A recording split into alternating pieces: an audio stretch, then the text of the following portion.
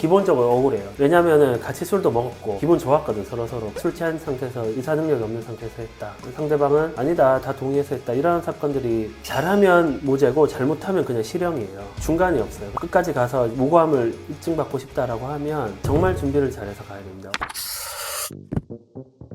변호사님, 오늘은 성범죄 사건 관련 이야기를 해볼까 하는데. 네네네. 변호사를 하면서 참 많이 겪게 되는 사건들 중에 하나고요. 뭐랄까요. 어떤 건은 정말 성범죄가 맞고, 어떤 건들은 저희가 들었을 때, 이런 사건들은 참 억울하다라는 사건들도 생각보다 많이 있습니다. 그래서 모든 사건들이 그렇긴 하지만 성범죄 사건은 특히 초기에 정확한 사실관계를 파악을 하고 어떤 방향으로 갈 거냐 정하는 게 굉장히 중요하고요. 명확하게 여러 가지 증거를 통해서 인정이 되는 사안이면 빨리 합의하고 정리하는 게 유리하고요. 그게 아니고 너무 억울하고 이건 끝까지 가서 무고함을 입증받고 싶다라고 하면 정말 준비를 잘해서 가야 됩니다. 이게 성범죄라는 게 기본적으로 간단히 말씀하면 성적 자기결정권을 침해하는 범죄고, 그게 팩트라면 정말 나쁜 범죄거든요. 그래서 잘하면 무죄고 잘못하면 그냥 실형이에요. 중간이 없어요. 예를 들어 사기, 횡령, 배임 이런 경제범죄는 다투면서 일단은 그래 다투긴 하지만 내가 손해본 거는 물어줄게라고 돈을 넣어놓고 유죄가 나와도 피해 회복이 됐다라고 봐서 그냥 벌금이나 집행유예가 나오고, 이게 중간이 있는데 성범죄는 무죄 아니면 실형 이렇게 되는 경우가 많아서 정말 전문적인 영역이고 잘 대응해야 되는 그런 범죄입니다. 성범죄도 종류가 좀 네, 많아요. 크게 이제 강제추행, 강간 이렇게 두 가지로 나눠지고, 또 이제 강제추행, 강간이란 앞에 준이 붙는 것과 준이 안 붙는 것 딱 차이가 있는데, 강제추행과 강간은 이제 성관계가 실제로 있었는지 여부에 따라서 나누어지고요. 그래서 다른 형태로 이제 성적 자유결정권 침해, 만졌다라든지 이런 것들 있잖아요. 그런 것들은 강제추행이 되고, 술이나 약물 등을 피해자가 정신이 없는 상태에서 했다 그러면 준강간, 준강제추행이 됩니다. 그래서 그 중간쯤 되는 게 이제 성기가 아니라 이제 손이나 이런 걸로 삽입을 했으면 유사강간이 되는 거죠. 그리고 피해자의 연령에 따라서, 그리고 피해자와 가해자의 관계, 직장 내 상관관계에 따라서 그런 것에 따라서 좀 더 세부적으로 나눠지긴 하는데, 크게 보면 그렇게 나눠집니다. 명의나 네. 불송치 확률이 네. 높은 사건 특징이 있었을까요?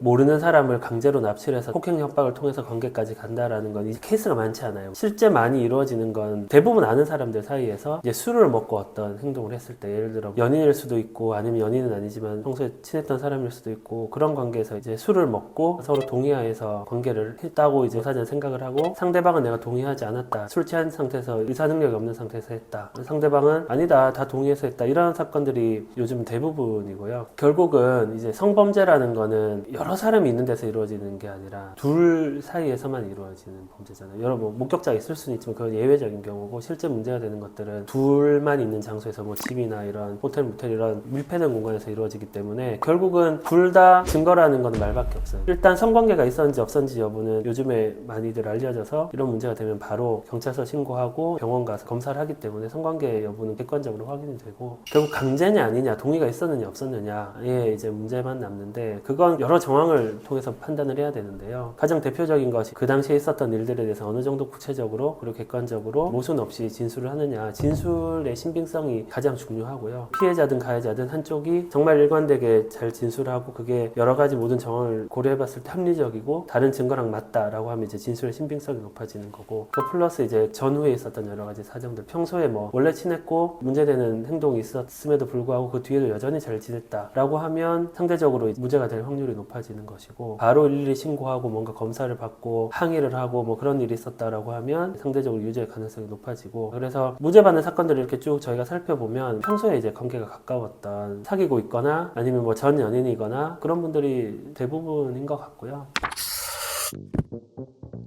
변호사의 조력이 중요한 이유가 있어요. 그러니까 조력이 중요한 이유, 애매한 경우가 사실 제일 문제거든요. 사건을 하면서 가장 안 좋은 게 뭐냐면, 수사기관도 그렇고 법원도 그렇지만 뻔한 거짓말 하는 사람을 제일 싫어하거든요. 그래서 모든 상황을 종합해 봤을 때 이 사람이 잘못한 게 맞고, 여러 정황상 이제 강제로 했던 것으로 추정이 되고, 또는 술에 취한 상태에 있는 사람의 동의를 받지 않고 했던 것이 추정이 되는데, 본인은 이제 그걸 못 받아들이는 상황들이 있거든요. 냉정하게 판단을 해야 되죠. 그러니까 지금 그 일이 있고 나서 나와 그 사람이 어떤 관계가 됐는지, 그 당시에 어떤 대화가 있었는지, 있는지, 뭐 카카오톡이나 문자에 어떤 내용이 있는지를 객관적으로 판단을 해서 유죄가 되겠다, 무죄가 되겠다 방향을 잡아야 되는데, 사람이라는 게 희망하는 대로 또 생각을 막 하다 보면 그게 또 난 너무 억울한데 이렇게 주장하면 받아들여질 거야 라고 하고, 불리한 상황임에도 불구하고 무죄를 주장을 하고, 무죄 주장하는 과정에서 또 불리하다 보니까 뭔가 새로운 사실을 자꾸 만들어내고 말을 만들어내고 하다 보면, 그런 경우에 있어서 이제 변호사 조력을 제대로 받지 못하면 객관적으로 안 된 사건을 계속 이제 무죄 주장을 하면서 끝까지 끌고 나가는 경우들이 많이 있거든요. 그러면 실제로 나중에 이제 유죄 선고가 됐을 때는 무죄 주장을 한 것이 반성의 기미가 없는 거고, 또 합의도 안 됐기 때문에 굉장히 생각보다 형량이 높게 나오는 경우가 많아요. 그래서 무죄 주장을 하더라도 잘해야 되거든요. 그러니까 쉽게 얘기하면 재판부에 또는 이제 수사기관에 이제 밉보이지 않는 범위 내에서, 그런데 이제 그런 조력을 제대로 받지 못하면 생각보다 굉장히 엄한 형으로 처벌될 수 있다. 그래서 변호사의 조력이 필요한 이유는 이 범죄가 다른 범죄랑 달리 당사자의 진술의 신빙성이 중요한 범죄고, 무죄와 유죄 사이에 중간이 없는 범죄이기 때문에 무죄 주장을 끝까지 유지할지, 아니면은 무죄 주장을 하면서도 어떤 방식으로든 협의를 해 나갈지, 아니면 빨리 자백하고 반성하고 조기에 정리를 할지, 이 방향을 설정하는 게 굉장히 중요하기 때문에 초기에 변호사의 조력을 꼭 받는 것이 중요합니다. 경찰 조사 시에 네. 성범죄 사건이라 보다 더 주의하거나 알아야 할 점이 있을까요? 정말로 강제로 성관계를 가지고 뭐 추행을 했다 그러면 그거는 논외고요. 늘 사실 문제가 되는 게 어느 정도 가까운 관계에서 술을 먹고 이루어지는 성관계나 뭐 이런 스킨십이 늘 문제가 되고, 무죄를 주장하다가 유죄 선고되면 이제 실형이 선고되고 이런 경우가 많은데, 그러니까 그런 사건들의 한정에서 이제 말씀을 드려보면, 당사자들이요 기본적으로 억울해요. 왜냐면은 같이 술도 먹었고 기분 좋았거든, 서로. 그래서 본인은 동의했다고 생각하는데 나중에 고소를 하면 정말 억울하잖아요, 당사자 입장에서는. 그러다 보니까 어떤 마음을 가지고 가시냐면, 내가 가서 설명하면 수사관이 나를 이해해 줄 거야 라고 생각을 많이 하시고 가셔요. 그러다 보니까 변호사 선임도 제대로 안 하고 가시는 분들도 많고, 그런데 경찰은 이미 피해자, 고소인의 이야기를 들은 상태로 이제 조사를 하는 거거든요. 그리고 수사관이라는 직업 자체가 죄가 있는지 없는지 여부를 확인하는 직업이잖아요. 그러니까 굉장히 어그레시브하게 다그치고 쉽게 하면 죄인처럼 막 추궁을 많이 한단 말이에요. 수사관이 그 사람이 싫어서가 아니라 그게 직업이라서 그런 것이고, 상대방 진술을 들은 상태라서 그런 건데, 가서 우리 같이 술도 잘 먹었고요, 같이 가서 뭐 수사관님 들어보세요, 이게 강제로 한 게 맞습니까? 라고 얘기하면 다 이해해 줄 거라 생각하고 편하게 갔다가 다 자백하고 오는 경우가 많아요.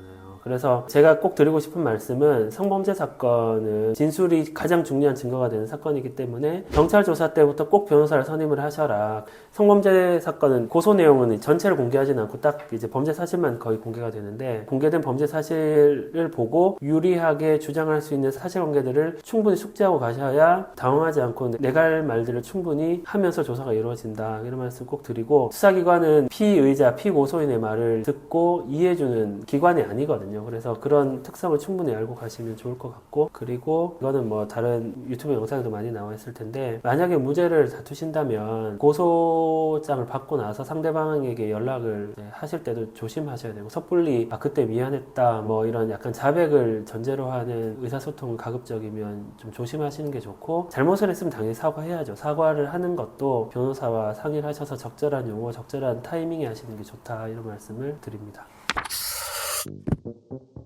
사실 성범죄 사건은 참 할 말도 많고 제가 해온 사건들도 많아서 차차 얘기를 나눠서 드리도록 하겠고요. 근데 지금 성범죄 사건으로 이제 만약에 조사를 받으셔야 된다, 그리고 재판을 받으셔야 된다고 하면 다른 일반적인 형사 사건에 비해서 굉장히 조심스럽게 접근을 해야 되고, 뭐랄까요, 좀 어떤 경우에는 욕심을 내려놓아야 되는 경우도 많이 있고, 어떤 경우에는 정말 끝까지 가서 무죄 주장을 해서 또 무죄를 받아야 되는 사건들도 있습니다. 그런 판단을 혼자 하시지 마시고 변호사랑 하시면 좋을 것 같고, 그 성범죄 사건의 가장 핵심적인 포인트는 결국 증인신문이거든요. 그래서 증인신문을 잘 준비하고 잘 할 수 있는 변호사를 선임을 하시는 게 도움이 될 것 같습니다.